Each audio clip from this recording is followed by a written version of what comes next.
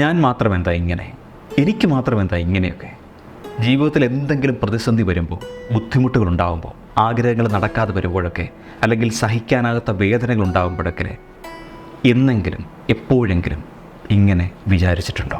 എങ്കിൽ ഒരു കാര്യം മനസ്സിലാക്കിക്കോളൂ, നിങ്ങൾ മാത്രമല്ല, എല്ലാവരും ജീവിതത്തിൽ എപ്പോഴെങ്കിലും ഈ ഡയലോഗ് പറഞ്ഞിട്ടുണ്ട്, ഇല്ലെങ്കിൽ മനസ്സിൽ ഇങ്ങനെ മന്ത്രിച്ചിട്ടുണ്ട്. എല്ലാവർക്കും അവരുടെ ജീവിതത്തിൽ ഒരിക്കലെങ്കിലും സങ്കടം സഹിക്കാൻ കഴിയാതെ ഒരവസ്ഥയുണ്ടാവും. എന്നാൽ അതിനപ്പുറം അത്യധികം സന്തോഷം വരുന്ന ഒരു നിമിഷം അവരെ കാത്തിരിപ്പുണ്ട് എന്നതാണ് യാഥാർത്ഥ്യം. എൻ്റെ മാതാപിതാക്കൾ എനിക്കിപ്പോഴുള്ളതിലും മികച്ച വിദ്യാഭ്യാസം നൽകിയിട്ടുണ്ടായിരുന്നെങ്കിൽ എനിക്ക് എത്ര മികച്ച നിലയിൽ എത്താമായിരുന്നു. വല്ല കാശുമുള്ള കുടുംബത്തിൽ ജനിച്ചിരുന്നെങ്കിൽ എൻ്റെ ജീവിതം എത്ര നന്നായാനെ.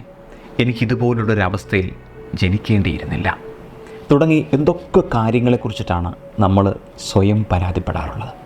അതായത് ഞാൻ മോശക്കാരനാകാൻ കാരണമെന്ന് പറയുന്നത് എൻ്റെ സാഹചര്യങ്ങളാണ്, അല്ലെങ്കിൽ മറ്റുള്ളവരാണ് എന്നാണ് അവർ സ്വയം പറഞ്ഞുകൊണ്ടേയിരിക്കുന്നത്.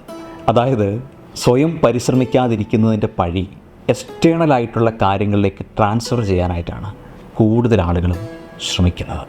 ഇങ്ങനെ സ്ഥിരമായി മറ്റുള്ളവരെ കുറ്റപ്പെടുത്തി സ്വയം ദുർബലനാണ് എന്ന് ചിന്തിക്കുന്ന രീതി ഒരാളെ തീവ്രമായ നിരാശയിലേക്ക് കൊണ്ടെത്തിക്കും. അങ്ങനെയല്ലാതെ ആ ഒരു ചിന്ത കൊണ്ട് ലൈഫിൽ അയാൾക്ക് യാതൊരു നേട്ടവും ഉണ്ടാകില്ല എന്നതാണ് യാഥാർത്ഥ്യം. ഒരാൾ ദരിദ്രനായി ജനിക്കുന്നത് അയാളുടെ തെറ്റല്ല, എന്നാൽ അയാൾ ദരിദ്രനായി മരിക്കുന്നത് അയാളുടെ മാത്രം തെറ്റാണ്.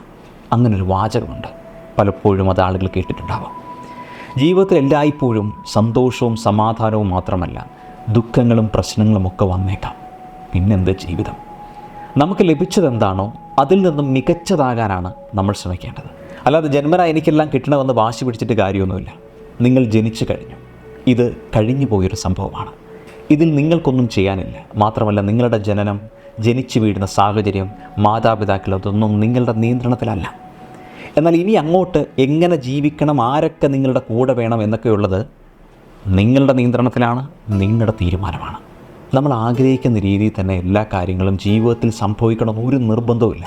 പക്ഷേ എങ്ങനെ ജീവിതം ഇപ്പോഴത്തെ നിലയിൽ നിന്നും മെച്ചപ്പെടുത്താം എന്ന ചിന്തയിൽ നിങ്ങളുടെ ജീവിതത്തിൻ്റെ ഉത്തരവാദിത്വം നിങ്ങൾ ഏറ്റെടുത്തേ മതിയാകുള്ളൂ. എപ്പോഴും നിർഭാഗ്യങ്ങളെപ്പറ്റി മാത്രം ചിന്തിച്ച് മറ്റുള്ളവരുടെ ജീവിതവുമായി താരതമ്യം ചെയ്ത് അത് ശീലമാക്കിയാൽ സമയവും സമാധാനവും നഷ്ടവും എന്നല്ലാതെ ഒരു പ്രയോജനവും അതുകൊണ്ടുണ്ടാവില്ല. ഇത്തരക്കാർക്ക് ഒരിക്കലും സന്തോഷം ലഭിക്കില്ല എന്ന് മാത്രമല്ല, പരിതപിക്കാൻ മാത്രമേ നേരം കാണൂ എന്നതാണ് സത്യം. അതുകൊണ്ട് ഇത്തരം ശീലങ്ങൾ നിങ്ങൾക്കുണ്ടെങ്കിൽ അതൊന്ന് മാറ്റാനുള്ള സമയമാണെന്നൊന്ന് മനസ്സിലാക്കുക. അല്ലാത്ത പക്ഷം നിങ്ങളുടെ ജീവിതത്തിൽ നിരാശയും അതൃപ്തിയും മാത്രമേ അവശേഷിക്കുകയുള്ളൂ.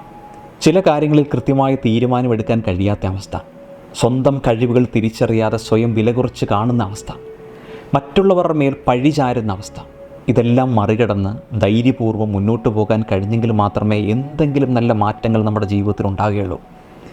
അതിന് അനാവശ്യമായി എക്സ്ക്യൂസിനോട് നമ്മൾ ബൈ പറയണം. അതോടൊപ്പം വികാരങ്ങൾ കൊണ്ട് പ്രവർത്തിക്കുന്നത് ഒരിക്കലും ഗുണം ചെയ്യില്ല എന്ന് മനസ്സിനെ പഠിപ്പിക്കണം. പെട്ടെന്ന് വരുന്ന ദേഷ്യവും നിയന്ത്രിക്കാനാവാത്ത വികാരങ്ങളും പിടിച്ചു നിർത്താനാണ് നമ്മൾ ശ്രദ്ധിക്കേണ്ടത്. അല്ലാത്ത പക്ഷം നിങ്ങൾ നിങ്ങളെ തന്നെ മറന്ന് പ്രവർത്തിക്കാൻ തുടങ്ങും. അത് നിങ്ങൾക്ക് ദുഃഖം മാത്രമേ സമ്മാനിക്കുകയുള്ളൂ. അതുകൊണ്ട് മാനസികമായിട്ട് ബുദ്ധിമുട്ടുകൾ അനുഭവപ്പെടുമ്പോൾ വികാരത്തോടെ ചിന്തിക്കാതെ വിവേകത്തോടെ ചിന്തിക്കുക, ഉത്തരവാദിത്വത്തോടെ പെരുമാറുക. മനസ്സിന് സങ്കടവും ബുദ്ധിമുട്ടുമൊക്കെ ആണെന്നുണ്ടെങ്കിൽ നിങ്ങളൊരു പ്രൊഫഷണൽ ഹെൽപ്പ് തേടൂ, ഒരു ക്ലിനിക്കൽ സൈക്കോളജിസ്റ്റിനെ കാണൂ. Have a great day. Thank you. By.